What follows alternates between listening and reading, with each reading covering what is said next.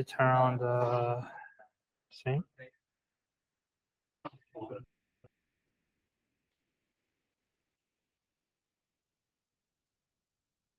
Okay, let's get started with our lecture today.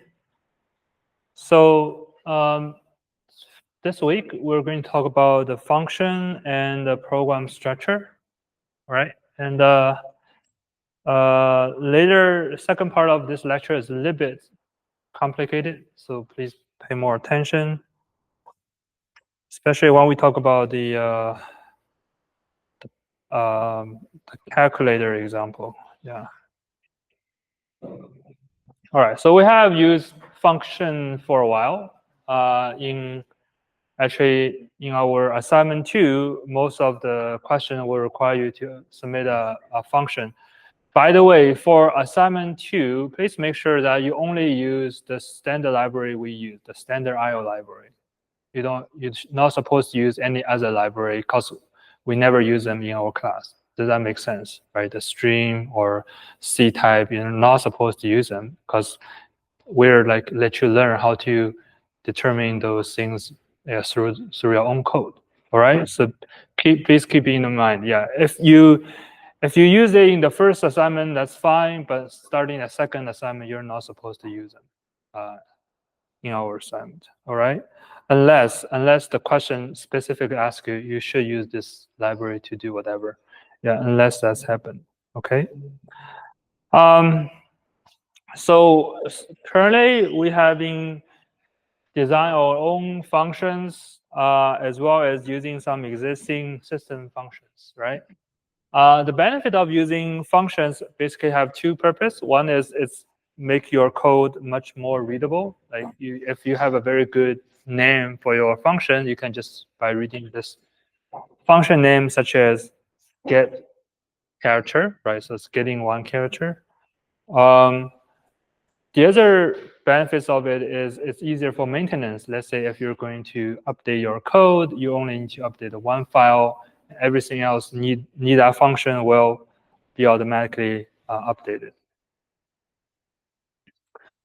So let's try out to well, not try out, but like have another look of the function by looking at this example.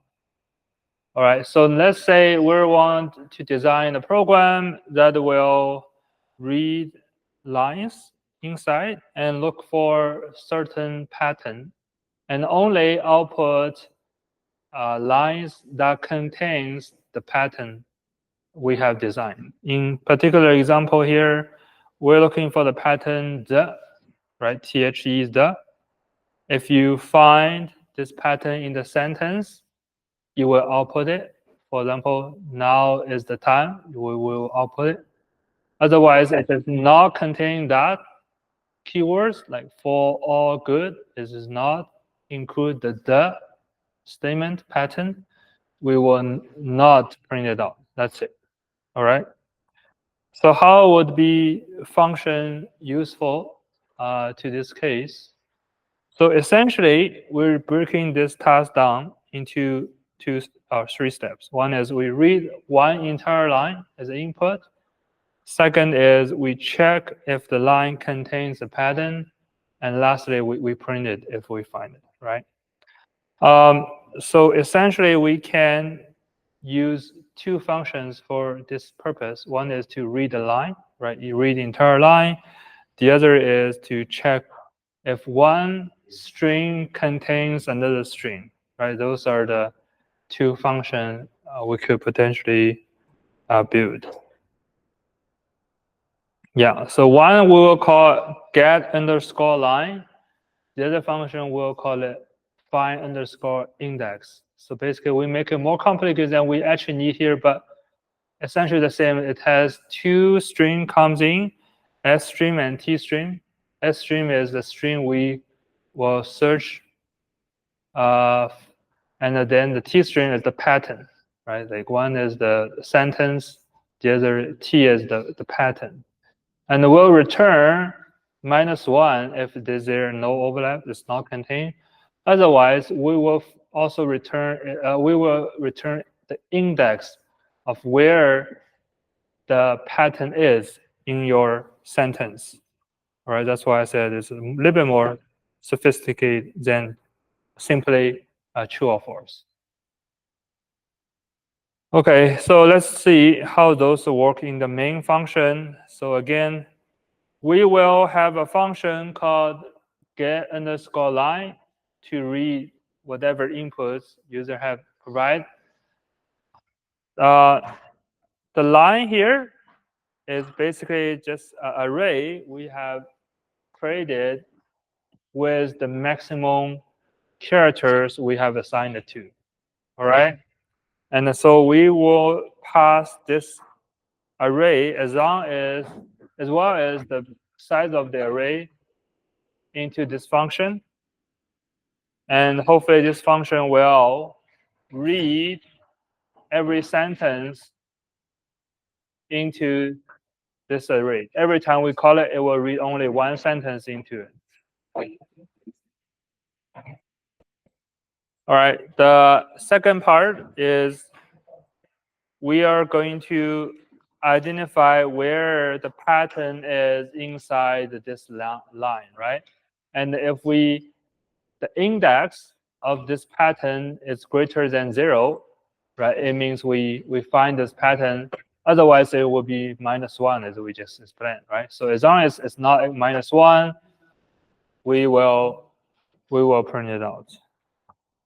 All right, so this is on the high level design, right? So you can see, assuming those two functions has already been created, our code is very simple, right? There's only about 10 lines of the code. It can do everything very clearly. All right, now let's look into how this getLine and findIndex actually works. So first of all, the getLine will have an array of character and also the size, the limit of this array. And then we just simply use our for loop.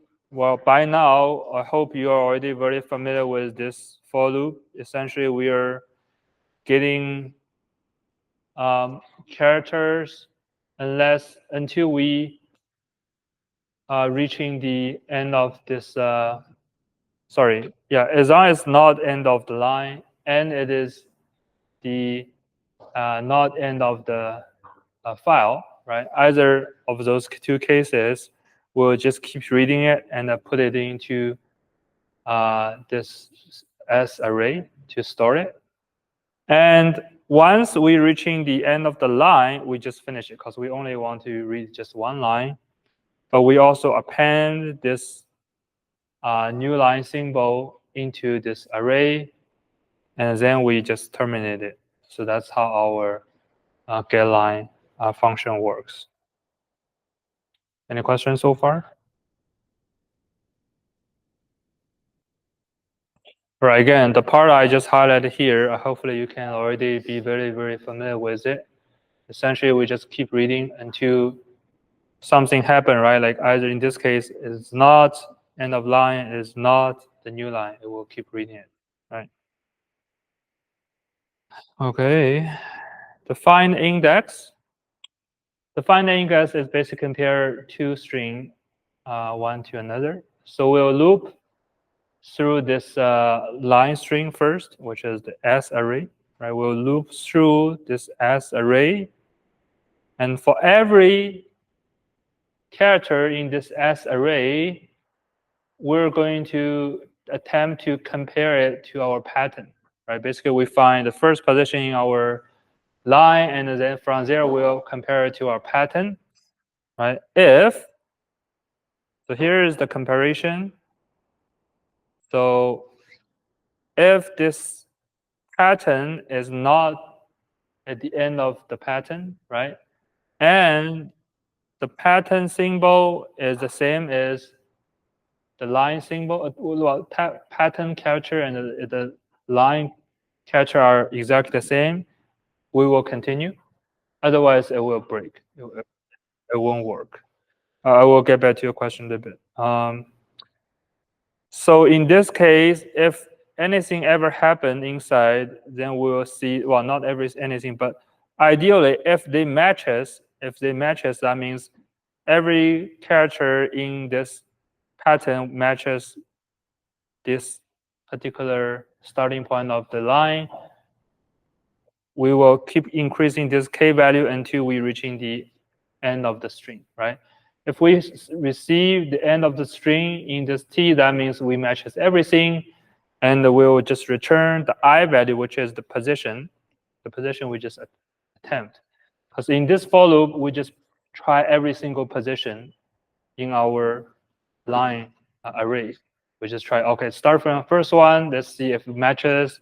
If it doesn't work, next one, if it matches, you just keep going, right, until it works. So at the end, we'll just return this I value if we could match. Otherwise, we'll just return -1. All right, let me see. Is the question? Oh, no, not necessary. All right.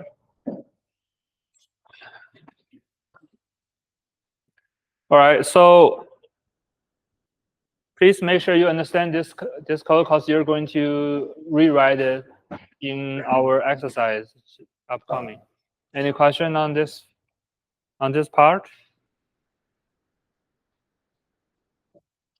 Again, we are reading every single character in your S string, right? And from that particular character, we will compare it with our pattern using this for loop. So we'll compare it until we are reaching this end of this pattern array. All right. And then we'll return the index if we have a match. All right, if there's no question, so let's give it a try. So you notice that the original method will return you the position with the first appearance of your pattern, right? Assuming there's multiple cases of your pattern, such as the, right? If it's a one sentence including multiple the, it will only return the first case, right? So what if we wanted to show the last occasion of that pattern instead, right? So let's see in this particular example, we have this line called this is the thing that we think, right? And the pattern we're looking for is th, right? It's not that, it's th only. So if we look from the left to right, so that's starting with position 0. However, what we want is from the rightmost occasion, right? So it's going backwards. So that will be the last position of it.